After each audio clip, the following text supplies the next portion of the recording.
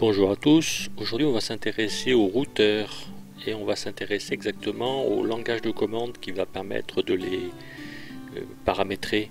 Alors le langage de commande supporté par le simulateur réseau est une petite partie de ce qu'on trouve dans les véritables routeurs, mais ça permet d'avoir un petit aperçu justement de comment il fonctionne et quelles sont sa mise en œuvre, quelles peuvent être la mise en œuvre de ce langage de commande. Alors, ici donc on a notre routeur qui va nous intéresser, donc il fait le lien entre le réseau internet, le réseau public et deux réseaux privés, et pour l'instant il fonctionne avec une table de routage qui est automatique, donc on peut venir ici, et donc la table de routage est automatique, voilà, on peut la remplir, et donc voilà ce qu'il y a dedans. On fera tout à l'heure en sorte justement de montrer la table de routage qu'on a là, mais par le langage de commande, et ensuite à la fin on fera en sorte de la rendre manuelle, enfin pour une table manuelle plutôt, de la remplir, de rajouter une ligne, voilà, pour voir un petit peu comment on rajoute une ligne, et je montrerai comment éventuellement on enlève une ligne. Voilà, donc on va rester là-dessus. Donc il y a pour l'instant deux façons d'accéder au routeur ou ce langage de commande, soit on va dire un peu comme on fait avec un câble console. On va ici prendre bouton droit, ligne de commande, et on va avoir une fenêtre qui va ressembler à ce qu'on a sur une station en langage de commande, si ce n'est qu'ici le système d'exploitation est spécifique au routeur, donc il est on va dire, il est similaire à ce qu'on trouve dans les routeurs classiques les plus connus. Voilà, alors encore une fois, c'est un sous-ensemble des commandes qui sont réelles. Néanmoins, il y a donc des raccourcis qui peuvent être disponibles. Et l'intérêt, c'est que ces raccourcis sont déterminés par rapport à l'ensemble des commandes, ce qui fait que, par exemple ici, si je tape point d'interrogation, j'ai une aide, et on peut voir par exemple que pour utiliser la commande show, eh bien on peut taper le début de la commande, mais si on tape juste S, eh bien il y a d'autres commandes qui commencent par S et qui ne sont pas affichées parmi les 6. Et donc pour utiliser la commande show, il va falloir par exemple taper SH et puis après quelque chose derrière. Par exemple, on va taper SH point d'interrogation et on aura ici en l'occurrence les options derrière que l'on va pouvoir taper derrière la commande SH. Par exemple, show, on va montrer par exemple les noms de domaine, les noms de domaines, oui, qui ont été enregistrés sur la station. En l'occurrence, il n'y en a pas. On va pouvoir par exemple aussi afficher les IP. Et donc il a encore regardé les options et on va voir qu'on peut voir pour l'IP, et bien par exemple afficher les routes disponibles sur le routeur, et ça va donc ici ressembler à ce qu'on a montré juste avant, c'est-à-dire les routes qui sont directes, qui sont immédiatement disponibles avec le C ici, donc les trois réseaux qui sont à côté. Et puis les routes, ici la route par défaut, un saut de 1, et puis des routes plus lointaines, donc ici un saut de 1 et un saut de 2 à deux réseaux plus loin, avec le /1, /2 ici qu'on voit derrière le 120.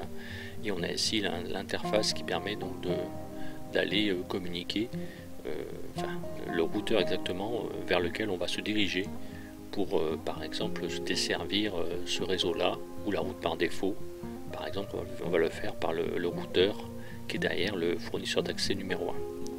Voilà, donc ça, on a un certain nombre de commandes qui sont disponibles, et ce qu'il faut savoir, c'est que sur ce routeur, il y a en fait 4 modes qui sont présents. Donc il y a celui qu'on voit là, actuellement, avec donc un nombre de commandes encore une fois limité.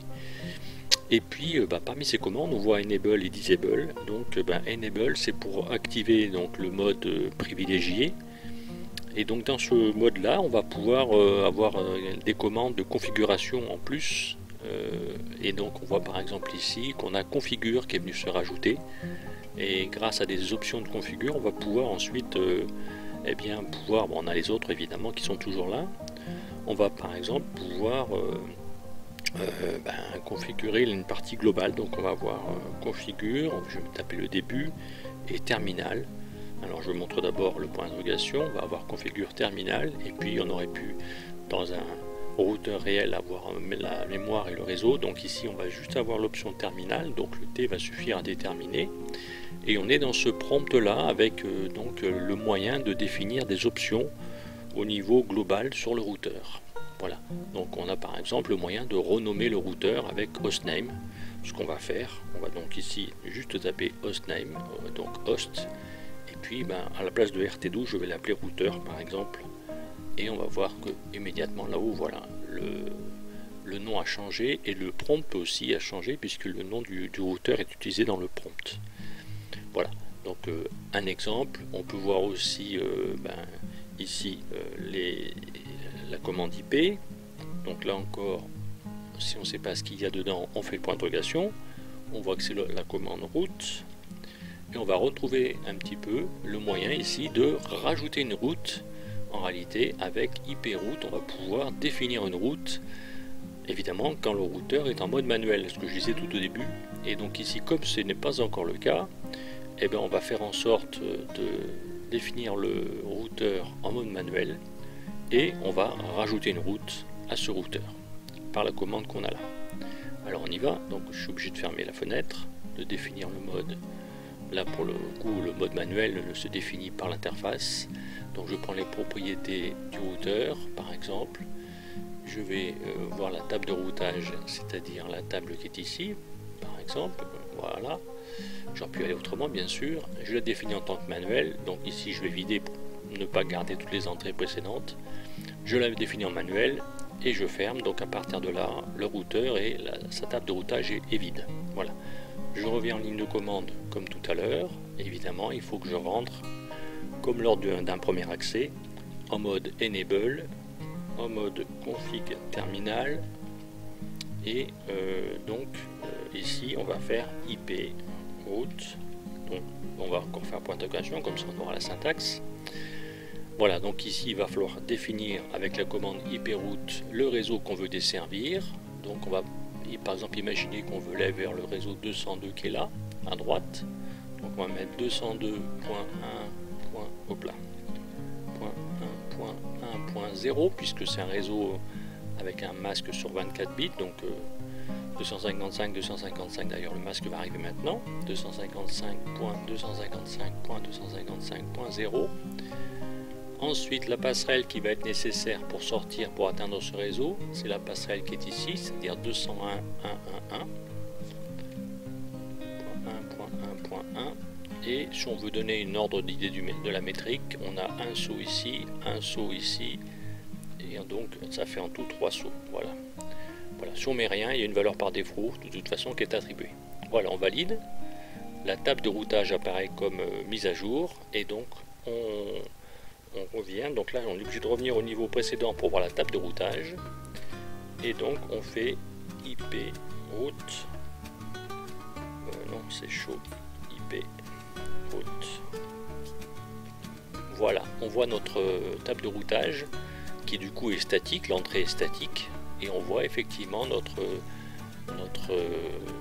entrée et donc est disponible avec le saut de 3, le masque de 24 qui correspond à 3.255 et le réseau vers lequel on va aller. Pour vérifier que ça fonctionne bien, on va faire un ping vers cette machine là, et donc on va être capable de sortir par le routeur. Bon, voilà, c'est le cas, le routeur a été atteint, le réseau destinataire, et après la route inverse là se fait sans que notre table de routage soit mise à contribution. Voilà, on a pris un exemple ici d'une manipulation en jouant un petit peu sur la table de routage. Et qu'est-ce qu'il y a comme commande intéressante? Quand on est par exemple sur la commande de configuration, donc on fait configure terminal, on a la commande exit qui permet de remonter d'un niveau. Et puis par exemple on peut aussi avoir besoin de configurer une interface, ce que je vais faire, mais je vais peut-être le faire de manière différente, puisque là on est en mode console, on va dire, on est directement connecté au routeur. On va faire la même chose, mais en partant d'un terminal, en imaginant qu'on n'est pas à côté de notre routeur, mais on va le faire depuis cette station ST8, avec justement un accès à distance, comme on le fait donc dans d'autres cas, c'est-à-dire un accès SSH. Voilà, alors pour un accès SSH, on va prendre notre routeur. On remarque une chose, c'est qu'il y a un mot de passe comme pour les stations, et un compte qui est défini. Donc ici le compte s'appelle admin. On va définir le mot de passe secret. On enregistre comme ça notre routeur, et bien sûr il faut s'en rappeler, à ce ce user admin et ce mot de passe secret. Et ensuite on va faire un accès à distance par SSH, prise en main, donc ligne de commande, prise en main à SSH, voilà ici. Donc on va prendre le client et on va cette fois-ci viser le serveur SSH qui est sur cette carte là par exemple. Alors ici j'ai déjà des machines qui sont référencées, mais on va imaginer qu'on les a pas, donc on va retirer ici comme si on était au début. Voilà, donc ici j'ai ma carte ici 172.16.0. Il faut que je me mette sur la zone pour que ça revienne. Voilà, le serveur qu'on va viser c'est le 172.16.0.1. ensuite le compte s'appelle admin et on va mettre le mot de passe secret que j'ai indiqué, et on va, comme pour d'autres accès SSH, en initier l'échange, et on va avoir pas de route. Ah oui, bah évidemment maintenant j'ai mon routeur qui n'est plus fonctionnel, donc je vais faire en sorte à nouveau cette fois-ci, c'est normal, le remettre en mode normal, puisque sinon je vais avoir des difficultés pour établir toutes les routes. Je vais y aller par là, donc table de routage, je vais le mettre en mode automatique, voilà, le remplir et vider. On est reparti pour l'accès à distance par SSH. Donc à nouveau le serveur visé c'est celui-ci, admin et secret. Voilà, on y va. Donc cette fois-ci on aura la réponse qui va revenir, et donc comme pour un accès SSH, et on a donc l'empreinte numérique du certificat, puisque pour un accès SSH il n'y a pas de dépôt de certificat et de clé privée sur un serveur référencé sur internet, donc il y a forcément ce mécanisme d'empreinte pour lequel j'ai déjà fait référence dans une autre vidéo. Voilà, on va faire confiance, sinon le processus s'arrête. Et donc il y a la mise en place de la liaison SSL, TLS, voilà c'est fait, et la connexion SSH au routeur, et donc la mise en place de la console distante telle qu'on l'a eu tout à l'heure. Et donc cette fois-ci on s'authentifie avec admin et secret auprès du routeur, ce qui est fait. Voilà, donc là maintenant on peut avoir les mêmes commandes, donc on va faire par exemple enable, sauf que là c'était un petit peu plus long puisqu'on a l'échange qui se fait avec le routeur qui fait donc serveur SSH, et voilà. Alors serveur SSH ici on peut le voir puisqu'on a sur le routeur ce petit symbole là du supérieur et du petit tiré en bas qui montre qu'on a un serveur SSH en fonctionnel. Voilà, donc tout à l'heure je voulais changer l'adresse d'une carte, donc il faut que je vienne dans la configuration terminal. Donc je vais revenir sur la configuration terminale comme ça, et ensuite il va falloir que je vienne, voilà, que je vienne sur la configuration d'une carte, et donc pour cela je vais faire interface, et là il faut que je note, alors je vais peut-être faire d'abord nommer, lister les interfaces disponibles.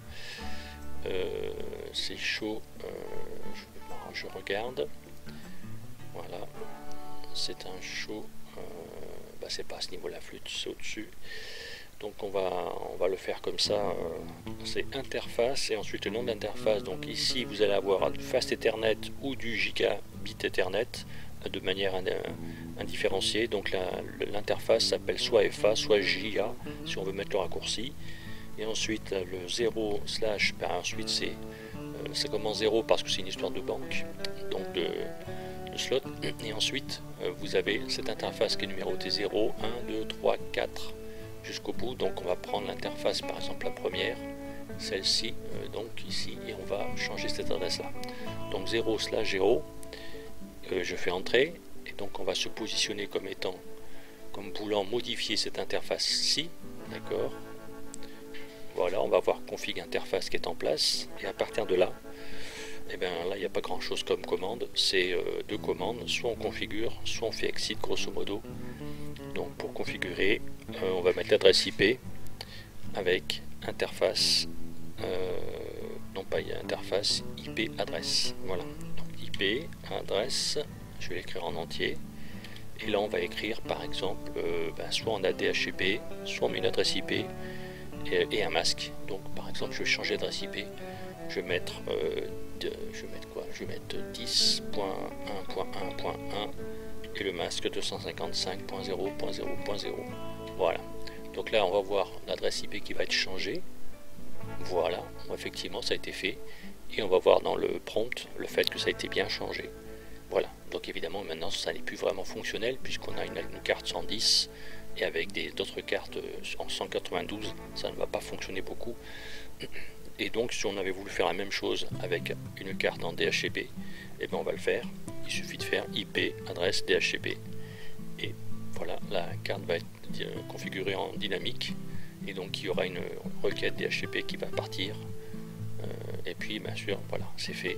Personne qui va répondre puisqu'il n'y a pas de serveur DHCP sur ce segment de réseau.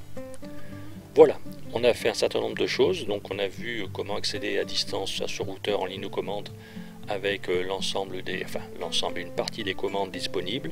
Il y en a beaucoup, hein, donc je vais revenir un peu parmi celles qui sont moins spectaculaires, on va dire, moins spécifiques. Il y a par exemple un show version et un show interface au niveau global. Donc je vais revenir un petit peu à ce niveau-là, au niveau privilégié. Et là, on va faire un show version. Voilà, c'est un petit peu lent vu la vitesse à laquelle ça va. Donc show version.